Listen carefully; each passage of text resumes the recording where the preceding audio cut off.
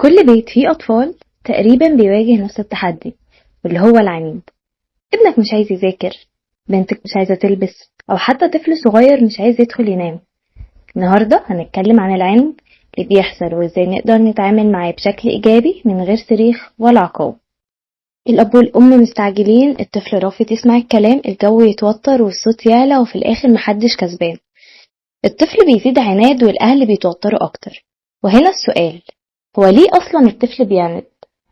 طيب، بصوا، العلماء بيقولوا إن العند مش عيب في الطفل ولا سوء تربية، ده جزء طبيعي من النمو. وأول حاجة إنه عايز يثبت ذاته. من سن سنتين تقريبا لحد المراهقة الطفل بيبدأ يدور على هويته، هو عايز يحس إنه مستقل، عنده رأي وصوته مسموع. العند هنا وسيلة للتعبير عن ده. تاني حاجة تطور المخ. المخ عند الأطفال، خصوصا الجزء المسؤول عن ضبط الانفعالات واتخاذ القرارات، لسه في مرحلة نمو، فمش قادر يعبر بالكلام دايما، فبيلجأ للعند. تالت حاجة التجربة والتعلم.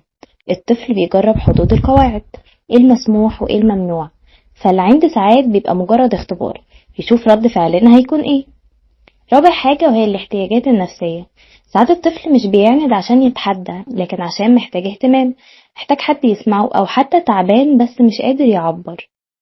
ومن الحلول الإيجابية، أول حاجة إن احنا نفضل هاديين. أول خطوة دايما هي إننا منفقدش أعصابنا، لأن لما بنصوت أو نزعق الطفل بيركز على عصبيتنا مش على السلوك نفسه. تاني حاجة نديله اختيارات. العند بيقل جدا لما الطفل بيحس إن ليه حرية. مثال، بدل ما نقول لازم تلبس الجاكيت ده، نقول تحب تلبس الجاكيت الأحمر ولا الأزرق. كده احنا حافظنا على القاعدة إن يلبس الجاكيت عشان الجو برد، وفي نفس الوقت هو حس إنه له دور. تالت حاجة ان احنا نعترف بمشاعره. الطفل ساعات كل اللي محتاجه ان حد يفهمه.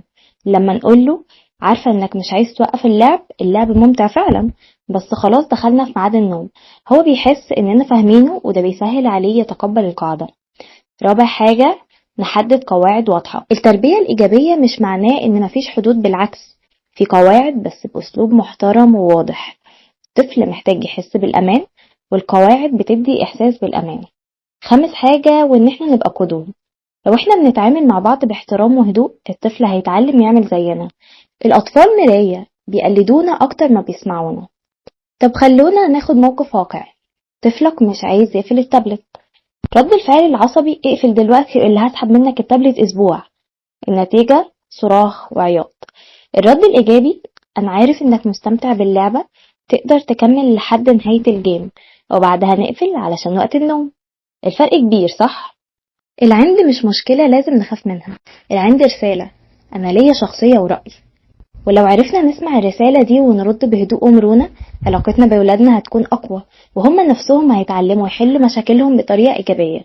جربوا الطرق اللي اتكلمنا عليها النهاردة، وافتكروا التربية الإيجابية مش معناها مثالية، معناها نتعلم ونجرب مع ولادنا خطوة بخطوة. في النهاية أحب أشكركم على حسن استماعكم، وكنا معكم في بودكاست كن إيجابيا تحيا بصحة جيدة من مصر إيجابي.